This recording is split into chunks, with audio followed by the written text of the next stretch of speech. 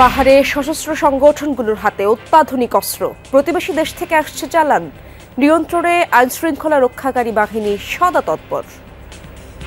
Army ড্রেসের মতো পোশাক ছিল, অস্ত্র AK-47 আর সব তো সরকারের অস্ত্র। বলছিলাম চাইনা ব্র্যান্ড আমরা ব্যবহার করি। তারা যেহেতু অপারেশনের ফলে তারা পার্শ্ববর্তী দেশে চলে যায়, তো সেই পার্শ্ববর্তী দেশের অস্ত্রগুলোই হয়তো তারা সেখান থেকে ক্রয় করে। কুমিল্লায় ফিল্মি স্টাইলে সাবেক ইউপি সদস্যকে হত্যার ঘটনায় চাঞ্চল্য। 1 সপ্তাহ পর ধরা পড়ল মূল আসামি, জড়িতদের বিচারের দাবি।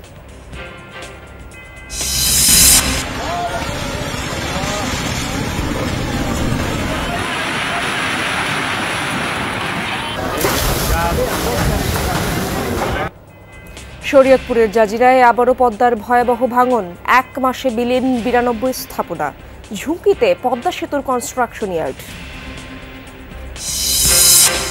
চাঁদপুরে বেড়েছে ইলিশের সরবরাহ, কেজিতে কমেছে 200-300 টাকা, যোগান বাড়লে দাম আরও কমার আশা।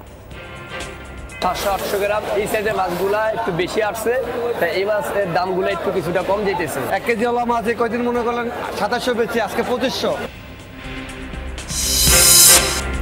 নতুন টেলিকম পলিসি বাস্তবায়নের পথে হাঁটছে সরকার, হুমকিতে পড়বে NTTN অপারেটরদের ব্যবসা, বলছেন সংশ্লিষ্টরা। দুরারোগ্য ব্যাধিতে আক্রান্ত শিশু নাহিয়ানের চিকিৎসা বন্ধ 1 বছর, সন্তানকে বাঁচাতে আবারও সহযোগিতার আকুতি পরিবারের। আমার ছেলের চিকিৎসা চালাইতে পারি না, বারবার এই যে একটা ব্যর্থতা, এটা আমার সবসময় তাড়া করে যে আমার ছেলের জন্য আমি কিছু করতে পারতেছি না। আরও একটি ইতিহাসের সামনে আফ্রিদারা, দক্ষিণ কোরিয়ার বিপক্ষে আজ ড্র করলেই নিশ্চিত অনূর্ধ্ব 20 এশিয়ান কাপের টিকিট।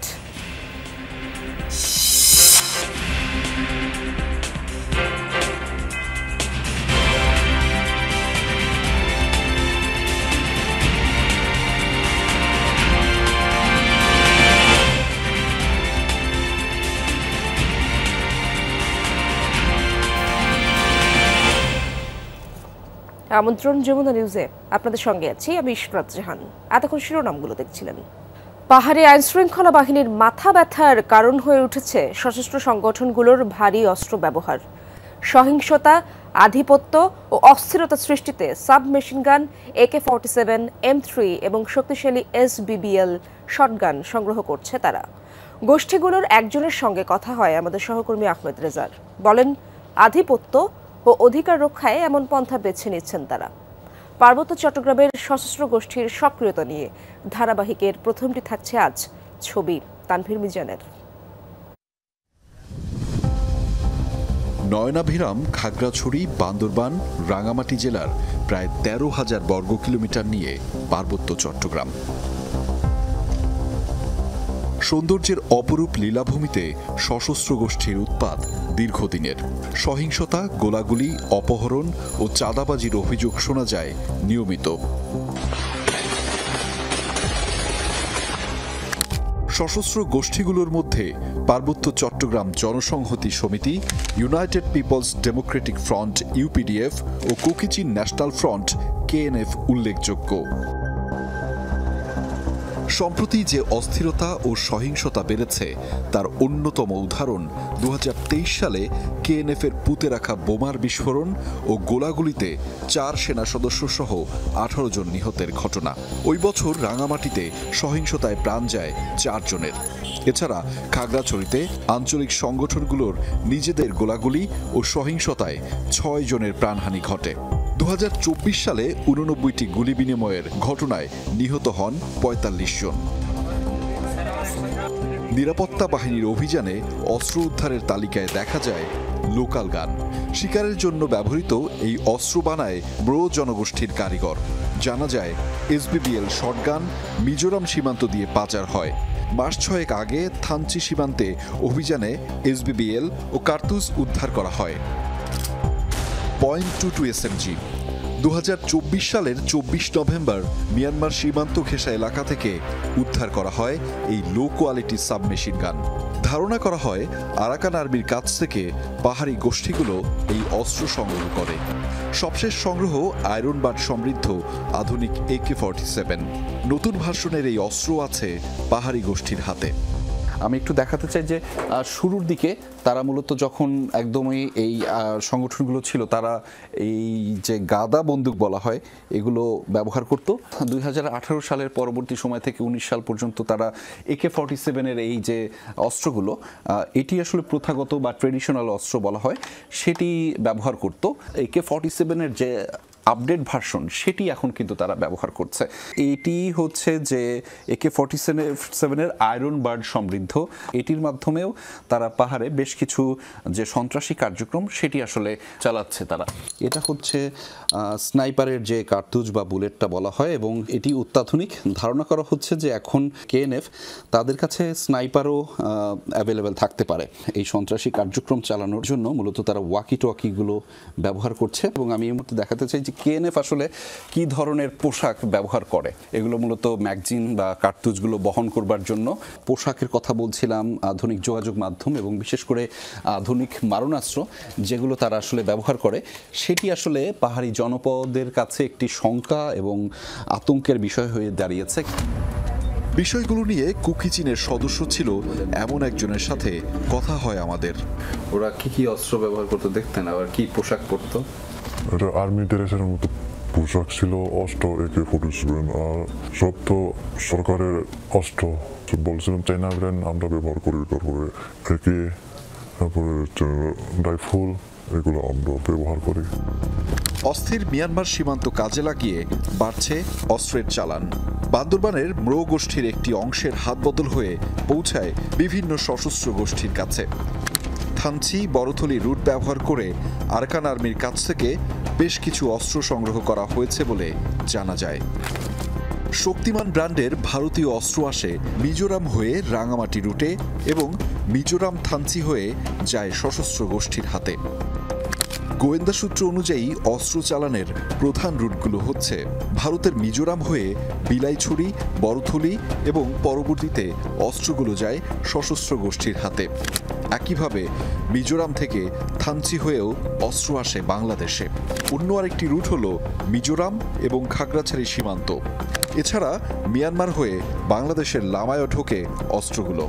এসব রুটে সক্রিয় আন্তর্জাতিক দালাল চক্র ও সাবেক গেরিলারা। সূত্রের তথ্য বলছে আলীকদম হয়ে লামা এবং বান্দরবানে পরে রাঙামাটি হয়ে অস্ত্র যায় সশস্ত্র সংগঠনগুলোর হাতে। এছাড়া মিয়ানমার থেকে ভারতের মিজোরাম হয়েও বাংলাদেশে ঢোকে অবৈধ অস্ত্রগুলো। আইনশৃঙ্খলা বাহিনী জানায় শক্তিশালী বিস্ফোরক তৈরিতে ডেটোনেটর ও এক্সপ্লোসিভ ভারতের মিজোরাম থেকে সরবরাহ করা হয়। আমাদের যে অস্ত্রগুলো রিকভারি হয়েছে আর কি, সেখানে আমরা দেখেছি যে সেমি অটোমেটিক রাইফেল এবং সেমি অটোমেটিক SMG, এগুলোর পাশাপাশি তাদের কাছে কিছু গ্রেনেড টাইপের জিনিস পাওয়া গেছে আর কি। তারা যেহেতু অপারেশনের ফলে তারা পার্শ্ববর্তী দেশে চলে যায়, তো সেই পার্শ্ববর্তী দেশের অস্ত্রগুলোই হয়তো তারা সেখান থেকে ক্রয় করে আমাদের এখানে তারা অভিযান পরিচালনা করে। পুলিশ বলছে এ পর্যন্ত 41টি অস্ত্র উদ্ধার হয়েছে বিভিন্ন যৌথ অভিযানে। আহমেদ রেজা, যমুনা নিউজ, বান্দরবান। রাজধানীর নিউ মার্কেট থেকে সামুরাই সহ বিপুল পরিমাণ ধারালো অস্ত্র জব্দ করেছে সেনাবাহিনী। শনিবার রাত 11টায় এক সংবাদ সম্মেলনে জানানো হয়, ঢাকার বিভিন্ন জায়গায় কিশোর গ্যাংয়ের শোডাউনে এ ধরনের অস্ত্র দেখা যায়। সন্ত্রাসীদের হাতে তুলে দেওয়া হয় এসব অস্ত্র। নিউ মার্কেটের 3টি দোকানের গোপন স্থান থেকে এগুলো জব্দ করা হয়। এর আগে জড়িত 9 বিক্রেতাকেও গ্রেফতার করা হয়। এগুলো বিভিন্ন সন্ত্রাসী গোষ্ঠী ব্যবহার করে থাকে। মূলত কিশোর গ্যাংয়ের কার্যকলাপ বন্ধে চালানো হচ্ছে অভিযান। আটককৃতের তথ্য মতে ক্ষেত্রবিশেষ এসব অস্ত্র বাড়িতে পৌঁছে দেওয়া হয়। এগুলো প্রকাশ্যে বিক্রি করা হয় না।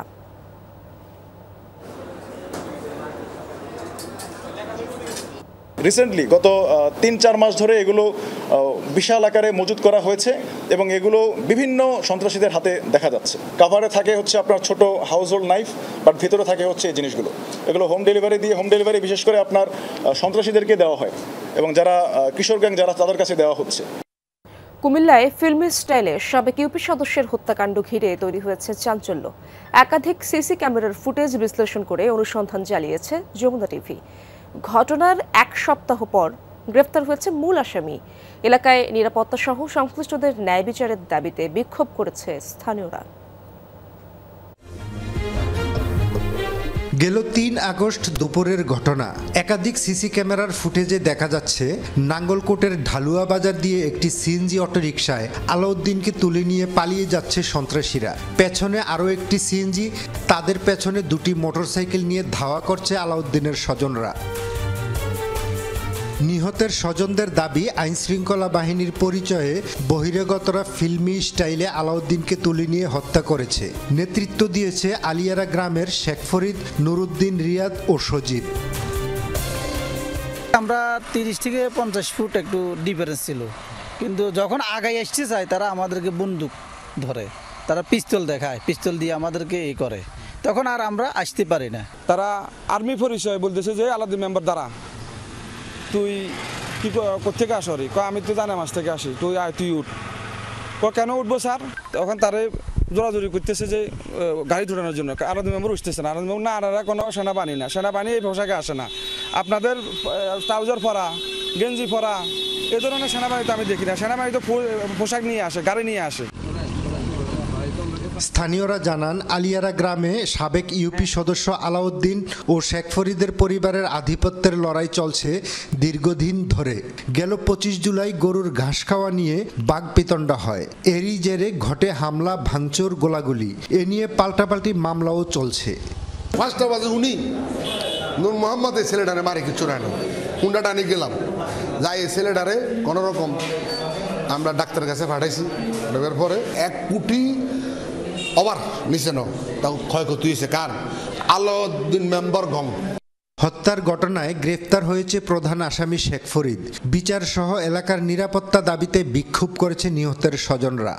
48 ঘন্টা পার হবার পরে দৃষ্টান্তমূলক, দৃশ্যমূলক কোনো কার্যক্রম আমরা প্রশাসন থেকে দেখছি না। যারা এই আলাউদ্দিন মেম্বারকে খুন করেছেন তাদের দৃষ্টান্তমূলক শাস্তি চাই।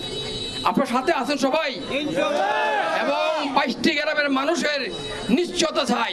নুরুদ্দিন, রিয়াজ, ফখরুল তারা ষড়যন্ত্র করে পরিকল্পিতভাবে আমরা বাড়ি থেকে তুলে নিয়ে খুন করে ফেলেছে। ঘটনার পর আলাউদ্দিনকে তুলে নেওয়া সিএনজিতে থাকা একজনকে নাঙ্গলকোট থানার এসআই উবায়েদ দাবি করে ছবি ভাইরাল হয়। তবে তা সত্য নয় বলে দাবি করেছেন ওই এসআই। ওসি জানালেন, ঘটনার তদন্ত চলছে।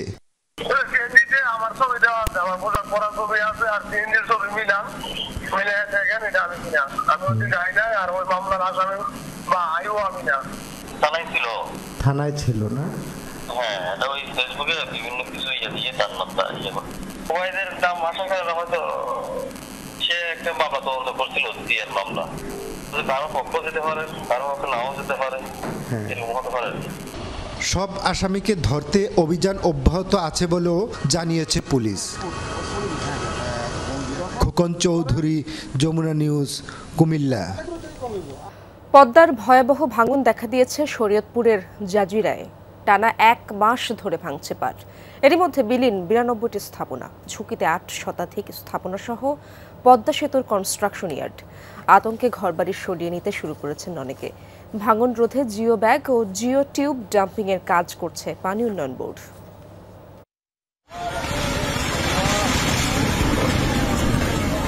চোখের সামনে মুহূর্তেই বিলীন দোতলা ভবনের এই মসজিদ। এই দৃশ্য গেল 6 আগস্ট জাজিরার নাওডোবার 0 পয়েন্ট এলাকার। ফজরের নামাজ পড়ার পরে হঠাৎ করে মনে করেন নদীর ভাঙন ভুর ভুর ভুর ভুর করে যাইতে যাইতে মসজিদ পড়ে গেছে। কেউ বাইরে এসে কেউ বাইরে এই মুহূর্তে একবারে ভাঙ্গা পুরাটাই গেছে গা। পরদিন সকালে পার্শ্ববর্তী উকিলউদ্দিন মুন্সিকান্দি এলাকার প্রায় 150 মিটার ধসে যায় নদীতে। 7 জুলাই থেকে শুরু হয়েছে এই ভাঙন। গেল 1 মাসে পদ্মায় বিলীন হয়েছে অন্তত 57টি বসতবাড়ি ও 35টি ব্যবসা প্রতিষ্ঠান। নদীগর্ভে চলে গেছে সেতুর কনস্ট্রাকশন ইয়ার্ড, রক্ষাবাদ ও জাজিরার ডান তীরের বেশ কিছু এলাকা। ভাঙন ঝুঁকিতে নাওডোবার 3টি গ্রামের অন্তত 6 শতাধিক বসতবাড়ি ও মঙ্গলমাঝি ঘাট বাজারের 240টি স্থাপনা। আমাদের দুটা ঘর চলে গেছে, একটা বড় ঘর আর একটা ছোট ঘর ছিল। মানুষজন আস্তে আস্তে আমার ঘরের মাল সামানা সহ আমার ঘর বাড়ি পুরোটাই নদীর মধ্যে গেছে। ভাঙন আতঙ্কে ঘরবাড়ি সরিয়ে নিয়েছে অন্তত 200টি পরিবার। নেই মাথা গোজার ঠাঁই। খোলা আকাশের নিচে মানবেতর দিন কাটছে অনেকের। পূব সাইডে, পশ্চিম সাইডে, ব্যাক সাইডে মনে করেন কাজ ধরা হয়েছে, কিন্তু এই সাইডে ওই বাজেট হয়েছে, কিন্তু এই সাইডে কাজ ধরে নাই। সরকার যতই উল্টা পাল্টাই বস্তা ফালাক, কাজ আসতেছে না। মাঝখানে যদি ড্রেজিং করে দিত তাইলে হয়তো বা নদীটা ওইদিকে চলে যেত, নদীটা আর এই সাবেক পার আসতো না। যারা কাজগুলো পেয়েছে কন্ট্রাক্টর, তারা আমাদের কাজটা সম্পূর্ণভাবে করে নাই। হুমকির মুখে পড়েছে জাজিরার ডান্তির রক্ষাবাদ প্রকল্প। ভাঙন ঠেকাতে জিও ব্যাগ ও জিও টিউব ডাম্পিংই এখন একমাত্র ভরসা। আমাদের যে ব্যাংক লাইন আগে ছিল 8.867 কিলো, সেখানে যদি খুব বেশি ভাঙে তাহলে একটু লেন্থ বেড়েও যেতে পারে।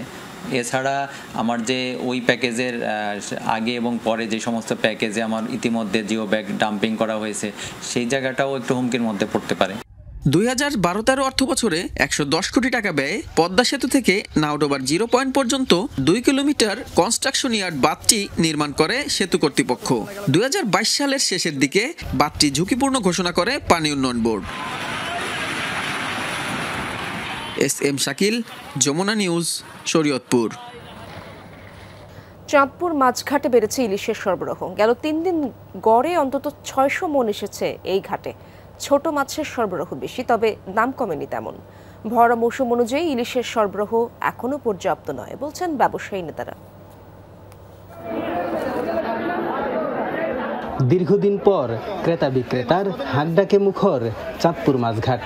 গেল কয়েকদিন ধরেই দৈনিক 5 থেকে 600 মণ ইলিশ আসছে মাছঘাটে, তাই বেড়েছে কর্মব্যস্ততা। তবে ঘাটে আসা বেশিরভাগ ইলিশই ছোট আকারের, তাই বড় ইলিশের চেয়ে ছোটগুলোর দাম অনেকটাই কম। 1 কেজি ওলা মাছ কয়দিন মনে করলেন 2700 বেচি, আজকে 2500, আর 2 কেজি 1600। 500-600 গ্রাম, 700-800 গ্রাম এই সাইজের মাছগুলা একটু বেশি আসছে, তাই এই মাছের দামগুলো একটু কিছুটা কম যেতেছে। যদিও ক্রেতাদের অভিযোগ যোগানের সাথে দামের অনেক ব্যবধান, যা আরও কম হওয়ার কথা। যদিও আগের তুলনায় কেজি প্রতি দাম কমেছে 2 থেকে 300 টাকা। মাছের পরিমাণ বা সাপ্লাইয়ের সাথে ও দামের সামঞ্জস্য হয়তো পুরোপুরি মিল নেই। আগে যে মাছ কিনছি ওইখানে যা আপনার যে রেট ছিল, এখন সেখান থেকে এখন বর্তমানে এখন বাজারে অনেক বেশি। মাছ পছন্দ হচ্ছে, তবে দাম একটু বেশি। আমার মনে হয় আরও মাসখানেক পরে দামটা কমবে। অবশ্য ব্যবসায়ী নেতারা বলেন, ভরা মৌসুমে যে মাছ আসছে তা অনেক কম, তাই দামের উপর খুব বেশি প্রভাব পড়ছে না। মাছ থাকার কথা আপনার প্রত্যেক দিন 2 থেকে 3000 মণ, সেই জায়গায় মাছ আসছে 400 থেকে 500 মণ মাছ। মাছের পরিমাণ যদি আরও বাড়তো তাহলে দাম আরও অনেক কমতো। যেহেতু মাছের পরিমাণ ওইভাবে বাড়েনি, সেহেতু দামও ওইরকম দামের উপর প্রভাব খুব একটা পড়ে নাই। বর্তমানে 500 থেকে 800 গ্রামের ইলিশ বিক্রি হচ্ছে 1500 থেকে 2000 টাকা কেজিতে, আর 1 কেজির উপরে হলেই দাম উঠছে 2500-এর উপরে। কাদের পলাশ, যমুনা নিউজ, চাঁদপুর। নতুন টেলিকম পলিসি বাস্তবায়নের পথে হাঁটছে সরকার। খসড়া প্রস্তাবনায় লাইসেন্সিং খাতে আনা হচ্ছে বড় সংস্কার। তবে এতে টেলিযোগাযোগ খাতের সব দেশি উদ্যোক্তাদের পাশাপাশি স্থানীয় এনটিটিএন অপারেটরদের ব্যবসা হুমকিতে পড়বে অভিমত সংশ্লিষ্টদের। টেলিযোগাযোগের অন্যান্য খাতের মতো এই শিল্প চলে যাবে বিদেশিদের দখলে। Telecommunications network and licensing policy 2025 নিয়ে আছে তুমুল সমালোচনা। সংস্কার এবং যুগোপযোগী করার জন্য সরকার নতুন পলিসি প্রস্তাব করেছে।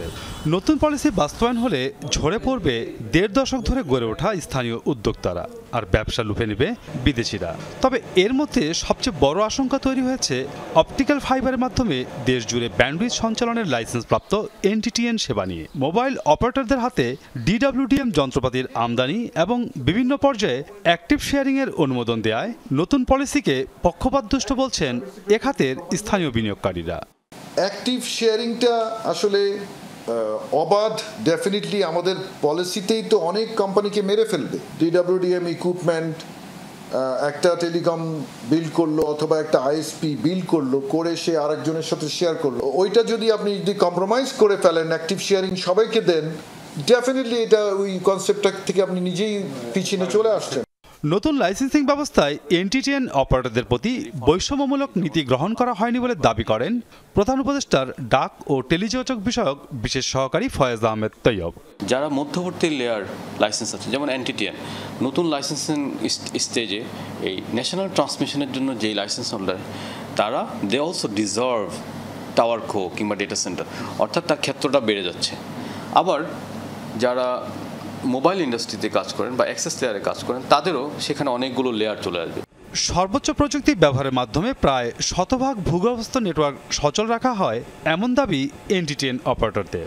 ফলে গত 1.5 দশকে মোবাইল অপারেটরদের ট্রান্সমিশন খরচ কমেছে বহুগুণ। নতুন পলিসিতে এনটিটিএন এর বিনিয়োগ হুমকিতে পড়বে বলে মনে করছেন খাত সংশ্লিষ্টরা। 2008 সালে যখন লাইসেন্সটা হয় সেই সময় থেকে এই কনসেপ্ট আজকে যে ভ্যালু দিয়েছে ইন্ডাস্ট্রিতে এটাকে সরাসরি অস্বীকার করা হচ্ছে, এই কমন ইনফ্রাস্ট্রাকচারের ভ্যালুটাকে। কেন? ইয়েস, ডিপেন্ডেন্সি থাকছে এটার উপরে। বর্তমানে রাষ্ট্রায়ত্ত 3টির পাশাপাশি বেসরকারি খাতে 3টি এনটিটিএন অপারেটর দেশজুড়ে অপটিক্যাল ফাইবারের মাধ্যমে ভূগর্ভস্থ ইন্টারনেট সঞ্চালন সেবা পরিচালনা করছে। মাসুদুজ্জামান রবিন, যমুনা নিউজ, ঢাকা। মালয়েশিয়ার প্রধানমন্ত্রী আনোয়ার ইব্রাহিমের আমন্ত্রণে আগামীকাল 3 দিনের সফরে মালয়েশিয়া যাচ্ছেন প্রধান উপদেষ্টা ডক্টর মোহাম্মদ ইউনূস। সেখানে মঙ্গলবার অনুষ্ঠিত হবে দুদেশের সরকার প্রধান পর্যায়ের বৈঠক। এদিন সকালে পুত্রজায়ে আনুষ্ঠানিক দ্বিপাক্ষীয় বৈঠকে বসবেন ডক্টর মোহাম্মদ ইউনূস ও আনোয়ার ইব্রাহিম। দ্বিপাক্ষিক এই সফরে প্রতিরক্ষা, জ্বালানি ও হালাল খাদ্যসহ বিভিন্ন খাতে 5টি সমঝোতা স্মারক স্বাক্ষর এবং 3টি নোট বিনিময় হওয়ার কথা রয়েছে। বৈঠকে মালয়েশিয়ায় কর্মী পাঠানোয় জটিলতা নিরসন, প্রতিরক্ষা, জ্বালানি, ব্যবসা বাণিজ্য, উচ্চশিক্ষা, রোহিঙ্গা সংকট, কৃষি, সমুদ্র অর্থনীতি এবং আসিয়ান সহ আন্তর্জাতিক অঙ্গনে দুদেশের সহযোগিতার নানা বিষয়ে আলোচনা হতে পারে।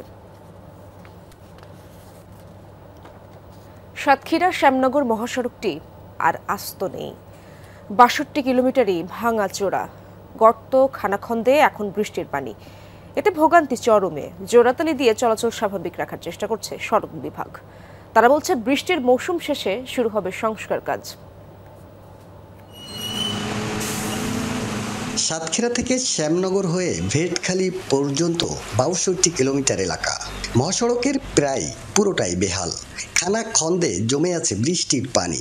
এতে দুর্ভোগ আরও বেড়েছে চলাচলকারীদের। সাতক্ষীরা তো কালীগঞ্জ রোডের মা বাপ নেই, রাস্তা এত খারাপ, মানুষ হেঁটে যাতে পারে না, হেঁটে যাতে দিয়ে অ্যাক্সিডেন্ট করে। এই রোগীগুলো নিয়ে আমাদের যে কষ্ট হচ্ছে, এই রোগীগুলো সুস্থ মানুষ নিয়ে আইছি, রোগীই বাড়ি যাচ্ছে। ভাঙা সড়কে যানবাহনের ব্যাপক ক্ষয়ক্ষতির অভিযোগ চালকদের। বছরের পর বছর ভোগান্তিতে এলাকাবাসী।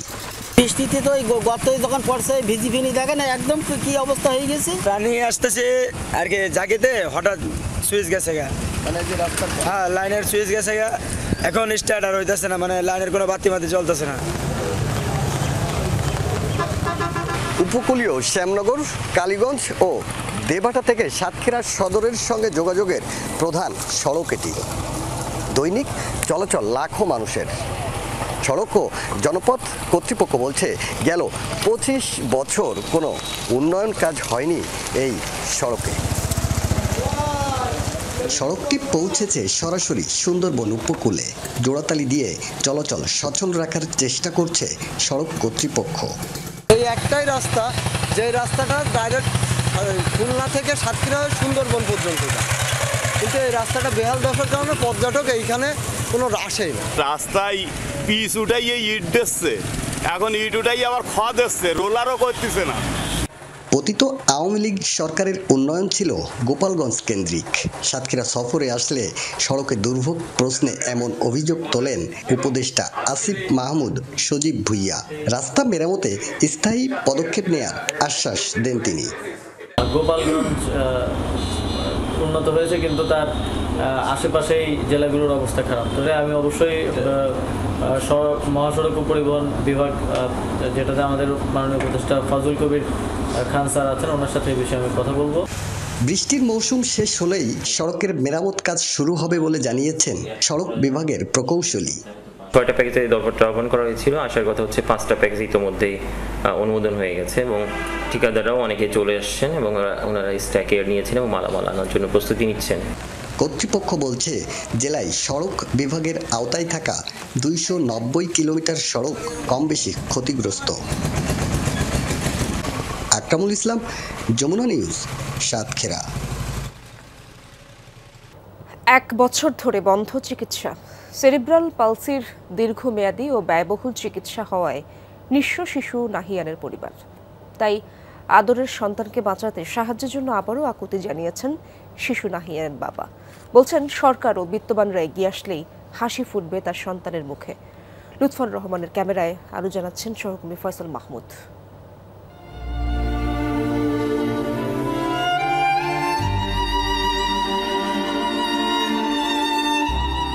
চোখের সামনেই তিলে তিলে শেষ হয়ে যাচ্ছে আদরের সন্তান।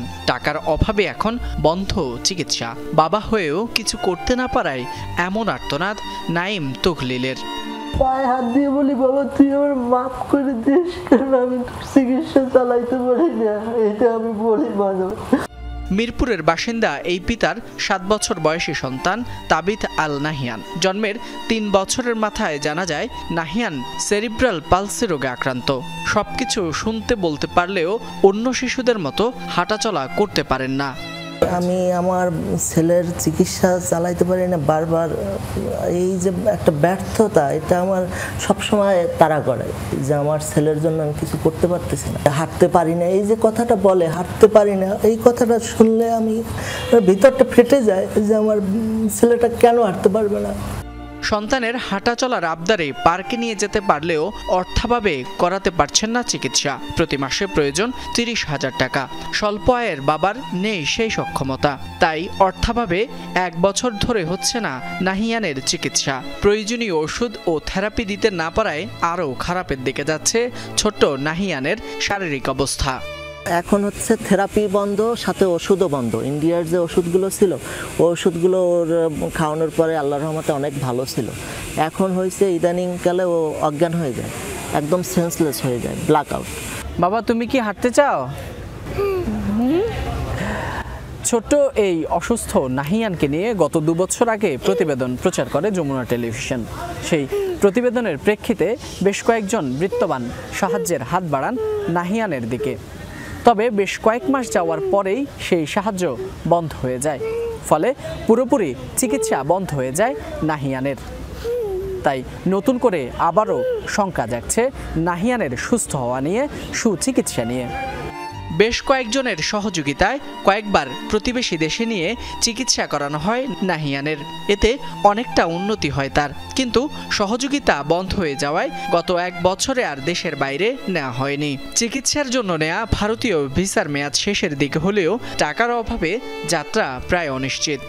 যমুনা টিভিতে এর আগে একটা প্রচার হয়েছিল ওরে নিয়ে প্রতিবেদন, সেখান থেকে কিছু টাকা আসছে আর ওর একজন দায়িত্ব নিছিল। যেভাবেই হোক আল্লাহ নিচে 4 বার আমি ইন্ডিয়াতে নিয়ে গেছি, আর এখানে যেভাবেই হোক দেশেও কিছুদিন ট্রিটমেন্ট চলছে। এখন বর্তমানে অর্থ সংকটে সব বন্ধ, আমি আর পেরে উঠতেছি না। চিকিৎসকরা বলছেন এই রোগ নিরাময়ে লাগবে দীর্ঘমেয়াদী চিকিৎসা ও বিপুল অর্থ, যা পরিবারটির পক্ষে বহন করা সম্ভব নয়। তাই ফুটফুটে ছোট্ট নাহিয়ানের চিকিৎসায় সরকার ও সমাজের বিত্তবানদের এগিয়ে আসার আহ্বান অসহায় এই বাবার। ফয়সাল মাহমুদ, যমুনা নিউজ, ঢাকা। গাজায় নির্বিচার মানুষ হত্যা চলছেই। ইসরায়েলের হামলায় প্রাণ গেছে আরও 47 জনের। আবারও ত্রাণ সংগ্রহকারীদের লক্ষ্য করে ছোড়া হয়েছে গুলি। নিহত হয়েছে 40 জন। শনিবার খাদ্য সহায়তার আশায় নেতজারিম করিডোরে ইসরায়েল নিয়ন্ত্রিত ত্রাণ বিতরণ কর্মসূচি GHF এর কেন্দ্রের সামনে জড়ো হয় কয়েকশো মানুষ। প্রতিদিনের মতোই বিশৃঙ্খল পরিস্থিতি ছিল সেখানে। নিরাপত্তার অজুহাত দেখিয়ে এলোপাতাড়ি গুলি চালানো হয় অভুক্ত মানুষগুলোর ওপর। হতাহতের শিকার হয় অনেকে। আরও কয়েকটি জনবহুল এলাকায়ও হামলা চালিয়েছে ইসরায়েলি বাহিনী। গাজায় অপুষ্টিতে ভুগে মৃত্যু হয়েছে আরও 11 জনের। 22 মাসে খাদ্যাভাবে প্রাণহানি বেড়ে দাঁড়িয়েছে 212 জনে। এদের মধ্যে 98 জন শিশু। উপত্যকায় চলমান ইসরায়েলি আগ্রাসনে প্রাণহানি 61,000 ছাড়িয়েছে। দাবানলের বিস্তার ঠেকাতে ব্যবহৃত হচ্ছে ছাগল। অভিনব এই উদ্যোগ নিয়েছে স্পেনের কাতালুনিয়া প্রশাসন। বিস্তীর্ণ বনভূমির শুষ্ক ও দাহ্য গাছপালা খেয়ে ফেলার মাধ্যমে দাবানলের ঝুঁকি কমিয়ে আনছে ছাগলের পাল। মিলেছে সাফল্য। ইউরোপীয় ইউনিয়নের অর্থায়নে শুরু হওয়া প্রকল্পটি আরও বিস্তৃত করার চিন্তাভাবনা কর্তৃপক্ষের।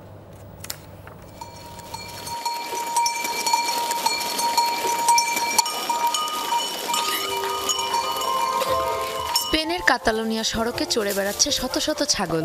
তবে দুধ কিংবা মাংস উৎপাদন নয়, এসব ছাগল পালনের উদ্দেশ্য হলো দাবানল নিয়ন্ত্রণ। আমাদেরকে মাতারো শহরের সিটি কাউন্সিল থেকে বিস্তৃত জমিতে পশু চড়ানোর কাজে নিয়োগ করা হয়েছে। এই কাজের মাধ্যমে আমরা এখানকার ঝোপঝাড় কমিয়ে আনি, যা দাবানলের ঝুঁকি কমিয়ে দেয়। স্পেনের বিস্তীর্ণ এলাকা জুড়ে জন্মায় বিভিন্ন ধরনের ঝোপঝাড় এবং ক্যাকটাস। শুষ্ক এসব গাছপালা ব্যাপক সাহায্য করে দাবানল ছড়াতে। এসব লতাপাতার পাশাপাশি কাঁটাযুক্ত ক্যাকটাস অনায়াসে চিবিয়ে খেয়ে ফেলে ছাগল, যা লক্ষণীয়ভাবে সহায়তা করে দাবানল নিয়ন্ত্রণে। প্রকল্পটি প্রথমে দুধ উৎপাদনের জন্য নেওয়া হয়েছিল, কিন্তু এখন এটি দাবানল থেকে বনভূমি রক্ষার কাজে লাগছে। প্রকল্পটি এখনো প্রাথমিক পর্যায়ে আছে, তবে আমরা এটিকে আশেপাশেও বিস্তৃত করার ব্যবস্থা করছি। ছাগলের পাল সারা বছর বনভূমি এলাকার পাশাপাশি চারপাশের অঞ্চলগুলোতেও পাঠানোর উদ্যোগ নিচ্ছি আমরা।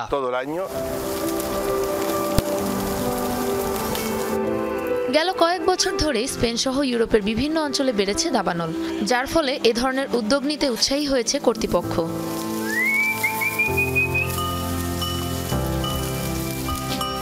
সাবরিনা নুসরাত, যমুনা নিউজ। দর্শক, এই ছিল যমুনা নিউজে এতক্ষণ যারা সঙ্গে ছিলেন সবাইকে ধন্যবাদ।